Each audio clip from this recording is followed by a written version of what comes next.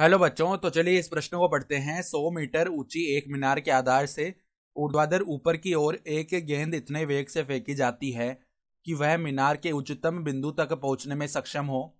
ठीक उसी क्षण जिस क्षण गेंद ऊपर को फेंकी जाती है, मीनार के शिखर से एक अन्य गेंद ऊर्ध्वाधर नीचे की ओर मुक्त रूप से गिरने के लिए छोड़ी जाती है। गणना कीजिए कि ये दोनों गेंदें कब और कहाँ मिलेंगी। जी बराबर 9.8 मीटर प्रति सेकेंड स्क्वायर। ठीक है, तो हमें गणना करनी है कि ये दोनों गेंदें कब वह कहाँ मिलेगी। तो प्रश्न में आगे बढ़ने से पहले इस प्रश्न से संबंधित जो मुख्य अवधारणा है उसकी हम चर्चा कर लेते हैं। तो देखो, मुख्य अवधारणा क्या हो जाएगी। तो देखो, गति के समीकरण जानते हैं हम। गति के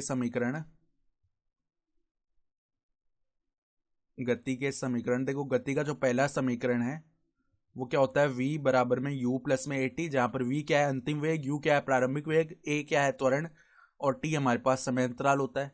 फिर देखो s यानी कि विस्थापन बराबर में ut प्लस में आधा गुणा में at स्क्वायर। ठीक है, और यहाँ पर हम चिन्हों का ध्यान रखते हैं।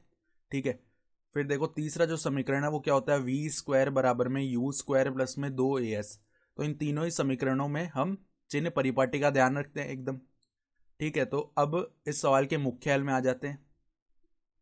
तो उसने हमें क्या बताया, 100 मीटर ऊंची कोई मीनार है। मान लो ऐसी कोई मीनार होगी, 100 मीटर इसकी ऊंचाई होगी। ठीक है, और एक गेंद, मान लो ए गेंद है, उसको हम इधर नीचे से ऊपर फेंक रहे हैं, यू वेग से फेंक रहे होंगे। और इतना वेग है यू कि ये बस यहाँ तक पहुँच सके, यानी इसके शिखर तक पहुँच जाए, यानी शिखर पर पहुँचकर इसका वेग शून्य हो रहा होगा। तो यहाँ पर अगर हम गति का तीसरा समीकरण लगा लें तो v यानी कि अंतिम वेग हमें पता है और प्रारंभिक वेग हमें u पता है। तो v का स्क्वायर, देखो यहाँ पर चिन्ह का भी ध्यान रखते हैं हम। जैसे ऊपर जितनी भी राशि आएंगी ना उनको हम प्लस का बोलेंगे और नीचे जितनी भी राशि आएंगी उनको माइनस का बोलेंगे। तो जब ये गेंद ऊपर की तरफ हम वेग देंगे इसको, तो इस पर एक गुरुत्वीय त्वरण नीचे की तरफ लगेगा जी। ठीक है, तो v का स्क्वायर यानी कि 0 का स्क्वायर बराबर में u, देखो ऊपर की तरफ है तो प्लस का आएगा u का स्क्वायर, फिर प्लस में 2 गुणा में a त्वरण नीचे की तरफ है ना तो माइनस का जी लिखा जाएगा। और यहाँ पर विस्थापन ऊपर की तरफ हो रहा है तो यहाँ पर प्लस का ही 100 मीटर आया। ठीक है, तो यू स्क्वायर का जो मान है ना वो किसके बराबर आएगा, 2 गुणा में जी का मान है 9.8 गुणा में 100। तो यहाँ से जब हम यू का मान निकालेंगे तो वो क्या आएगा, वर्गमूल के अंदर 2 गुणा 9.8 गुणा में 100 ये मान आएगा।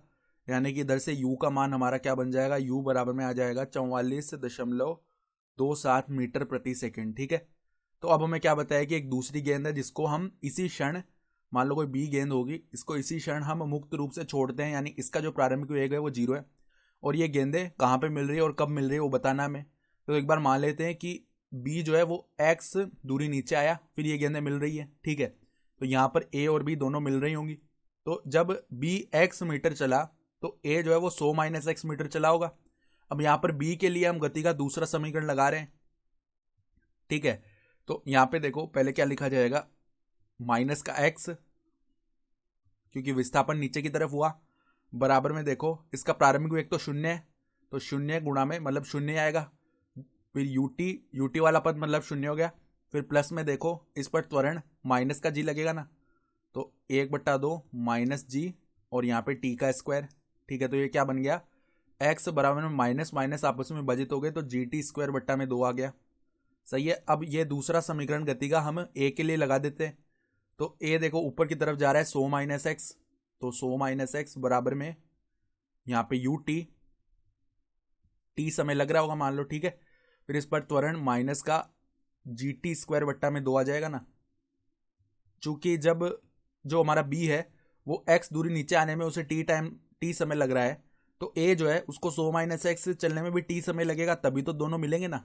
सही बात है, तो यहाँ पे अब हम क्या करते हैं, जो जी टी स्क्वायर बट्टा 2 का मान है वो हम क्या लिख सकते हैं, एक्स लिख सकते हैं, तो यू टी माइनस एक्स हो गया।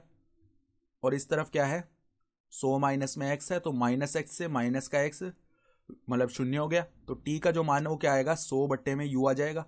अब यू का मान हम निकाल ही चुके हैं, 100 बट्टे में 44.27 ये हो गया। तो यहाँ पे टी का जो मान है वो हमारा क्या आ जाएगा, 2.258 सेकेंड। तो इतने समय पर ये आपस में मिल जाएंगे। ये जो दोनों गेंदें हैं इस समय पर आपस में मिल रही होंगी टी बराबर 2.258 सेकेंड पर।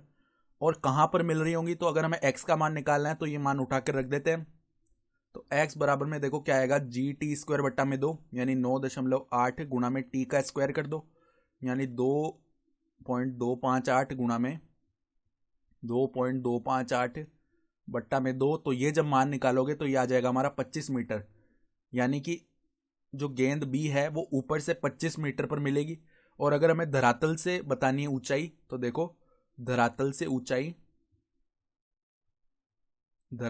ऊंचाई, तो अगर हमें ए गेंद के लिए निकालना है, ए गेंद कितनी ऊंचाई पर मिल रही है, तो ए गेंद ने कितना चला है 100 माइनस एक्स धरातल से, तो 100 माइनस में कितना हो जाएगा, एक्स का मान है 25 इतना मीटर, यानी कि 75 मीटर। ये आ गई हमारी धरातल से ऊंचाई।